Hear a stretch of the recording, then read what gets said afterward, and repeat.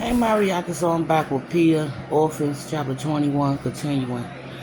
Dr. Hudson regarded Pia. Not leaving the house includes you too, Pia.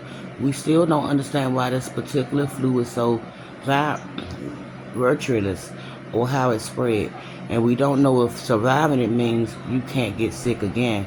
My guess is you are apt to, but we can't be 100% sure. So we can't allow you to take the children to the park or anywhere else for that matter until the latest wave has passed completely.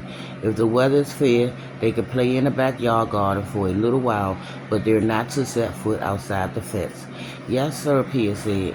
The news that she wasn't allowed to leave was no surprise, but it sounded like she might be able to eventually, when the time came, if it came. Searching for her brothers with the children in tow would be difficult, if not impossible, but it was better than nothing, and right now she was grasping at any straw. After a dessert of cranberry tapia was served and eaten, Mrs. Hudson stood and clapped her hands. Come along now, girls, she said. You too, Pia. It's time to get ready for bed. Nerves tightened Pia's overly full stomach, making it ache even more. Getting the girls ready for bed meant touching them, helping them change into their night clothes, washing their faces, and brushing their hair. But she had no choice. Taking care of them was why she was there. She got up from the chair and pushed it beneath the table. Mrs. Hudson wiped Elizabeth's face and took her out of her high chair. Elizabeth reached towards Leo, cradle with one hand, her hand opening and closing. "Eo," she said. "Want Eo." "Not right now, my darling love," Mrs. Hudson said. "Daddy will bring Leo upstairs in a little bit." Sophie, the middle girl, padded over to her father, stood on her tiptoes and kissed him good night, then started out of the room. Margaret slumped in her chair, pouting and pushing her leftover peas around with her fork. "You too, Margaret," Dr. Hudson said. "But I'm not tired," Margaret whined. "Listen to your father now," Mrs. Hudson said. I need you to help me teach Pia our bedtime routine." With that, Margaret perked up and put down her fork. "Do I get to pick the bedtime story?"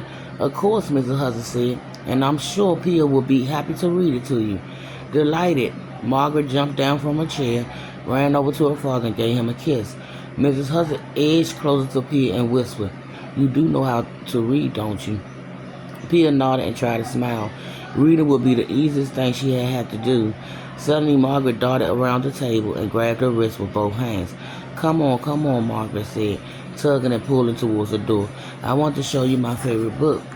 Fighting the urge to pull away,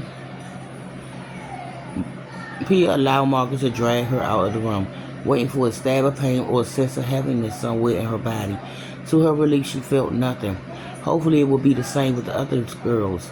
In the girls' bedroom, Mrs. Hudson showed Pia where the clothes were kept, in the dresser and drawers, then demonstrated how dresses and skirts and blouses were to be taken out and put away in orderly fashion.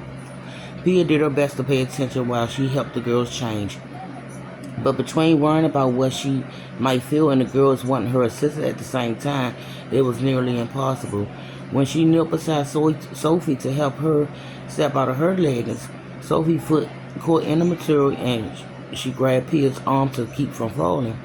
Pia tensed for a moment, but thankfully felt nothing. It was the same when she brushed the girls' hair and helped them into their night dresses. No pain in her chest, no aches in her arms or legs or torso. Even Elizabeth felt perfectly happy and healthy. Unfortunately, their younger brother was another story. And I'll be back with the continuation of Orphans Chapter 21, Pia.